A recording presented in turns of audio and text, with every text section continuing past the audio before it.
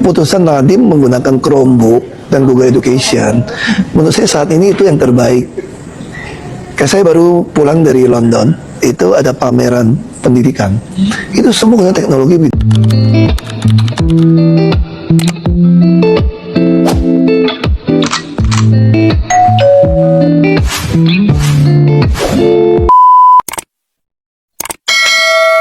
Itu canggih gitu loh. Tentu ada macam-macam merek itu ya. Saya sendiri pun memakai Google sampai HP-nya. Kenapa? Karena memang saat ini mereka yang paling cepat dan paling murah ya. Nah, cuma saya nggak tahu dakwaan jaksa seolah-olah beli plus softwarenya digabungin kerugian gitu loh. Harusnya itu kan sudah di dalam include di laptop ya. Nah, itu yang saya nggak ngerti. Makanya kita tunggu persidangan gimana. Tapi keputusan ini saya pikir harusnya kalau pengadaan ada kemahalan pun yang saya tahu selama ini itu kan bukan ranahnya menteri ya, kecuali dia ada perintah ya. Harusnya pengadaan yang bawa dong, yang kalau mau markup mau apapun misalnya gitu ya. Bayangin ya, kalau Chromebook, saya bukan bela Nadiem, saya ngomong fair gitu. Ini Chromebook sengaja kenapa nggak boleh pada takut kerjain? Padahal tuh Chromebook tuh bisa presiden mau perintah apapun ngomongin, semua bisa dapat data, nggak bisa nonton video porno, nggak bisa judi. Dan operating system sekali beli $30 udah include di laptop yang 3 juta, 4 juta, 5 juta paling gitu ya, nggak perlu diperbaruin, prosesor di atas. Terus apalagi 4 tahap ujian. Ada guru negeri itu di Jawa Barat, di Bandung, Sidagan, dia punya 4 sertifikat. Sekolah negeri ini, sekolahnya setengah lagi perbaikan. Kemana anaknya? Karena dia ngerti pakai, nggak cukup. Wah, kita cariin bantuin. 1, 2, 3, 4 sertifikat, karena bisa ngajar di dunia. Ujian cuma $10. Kita bikin sertifikasi guru mau berapa miliar, nggak ada jaminan dunia lagi. Jadi bayangin kalau semua anak kita di kampung, sekarang ada Starlink juga kan, anak di kampung kita tiba-tiba belajar setara dengan orang di Kanada atau di Amerika atau di Australia. Gurunya juga gitu. Kita ada 18 orang udah lulus ini. Nah, guru-guru ini kenapa murid bisa jadi guru?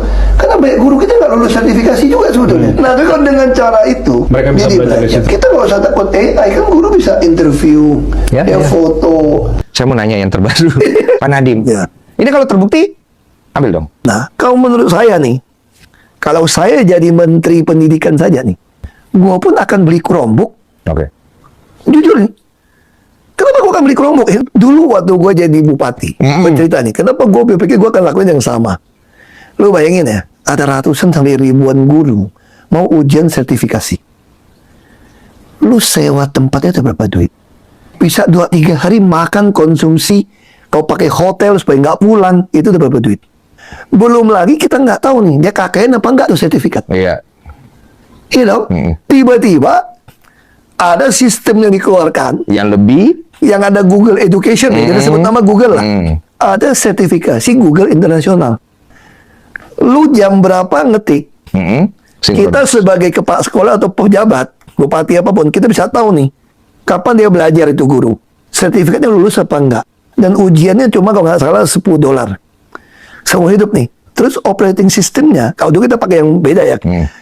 Aduh, gue paling sebel loh jadi bupati sampai jadi gubernur. Tiap tahun pengajuan beli laptop baru. Kenapa? Karena speknya nggak bisa menjalankan software yang baru. lah ngapain dibeli yang kemarin? Nggak mau dong. Iya. Terus bayar kan? Tiba-tiba keluar namanya Chromebook, sekali bayar beli 1 alat, kagak bayar lagi seumur hidup. Terus sertifikasi Google Education 4 tahap. $10. Gue bisa kontrol guru, gue bisa kontrol murid, nggak bisa buka porno, nggak bisa online, gue bisa kasih pesan ke mereka, dan barang relatif murah.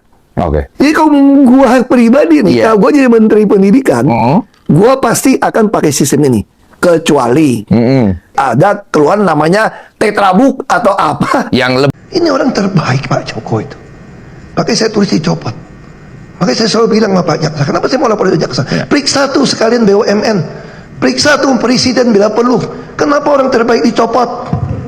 Ini saya ingin menanyakan aja ya, penegasan ya. Tadi masih di poin 10 huruf A ini, keterangan saudara ini ada dua nama, namanya Pak Joko Priyono dan Pak Masud Kamid. Dua-duanya mantan direksi pada anak perusahaan Pertamina Holding ya. Satu KPI, satu PPN. Ini istilah saudara sebut di sini yang sudah dicopot nih. Ini ada persoalan nggak dengan dua orang ini sehingga kemudian ini disebut sebagai mantan yang sudah dicopot nih?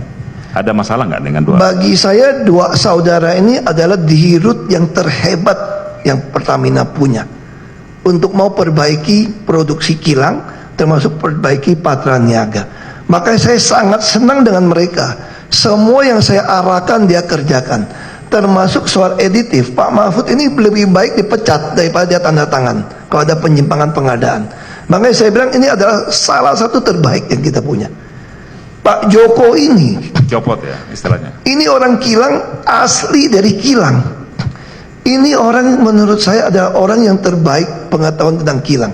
Dia yang kasih tahu saya kelemahan kilang, apa yang mau diperbaiki. Ketika dia dicopot, saya pun mau nangis. Saya telepon dia. Dia bilang gini, Pak, udahlah Pak, saya di Jogja saja, kerja las saja Pak. Dia bilang. Saya pikir BUMN ini keterlaluan gitu loh. Mencopot orang yang bukan meritokrasi. Kenapa orang yang mau lakukan, saya lakukan, dicopot. Ini orang terbaik Pak Joko itu. Makanya saya tulis dicopot. Makanya saya selalu bilang sama Pak Jaksa, kenapa saya mau lapor ke Jaksa? Ya. Periksa tuh sekalian BUMN, periksa tuh presiden bila perlu. Kenapa?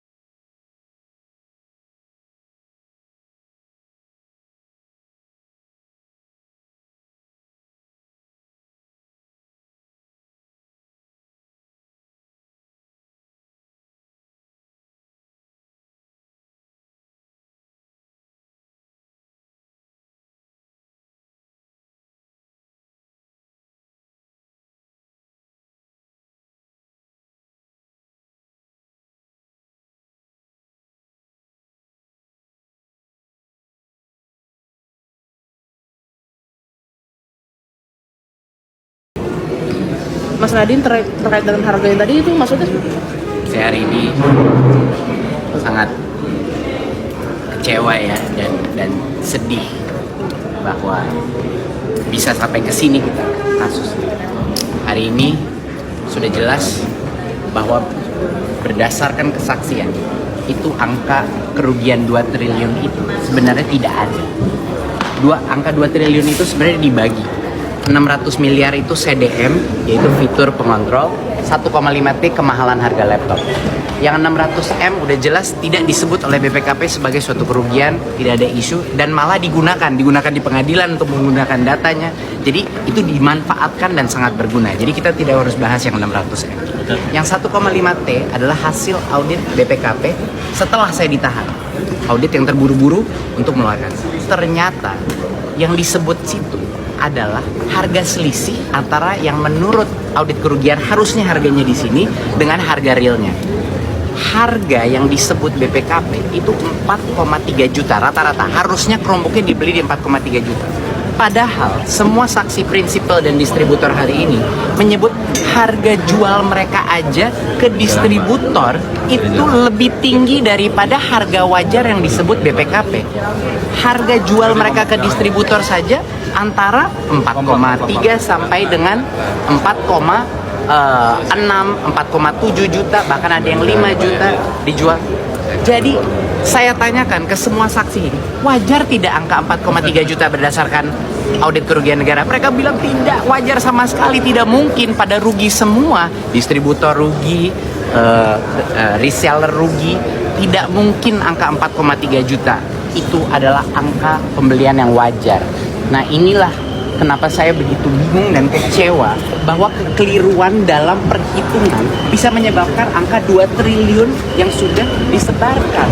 Padahal dalam kasus ini semakin hari semakin jelas bahwa tidak ada itu kerugian negaranya, tidak ada kemahalan harga laptop tersebut. Mana diharapkan bahwa kasus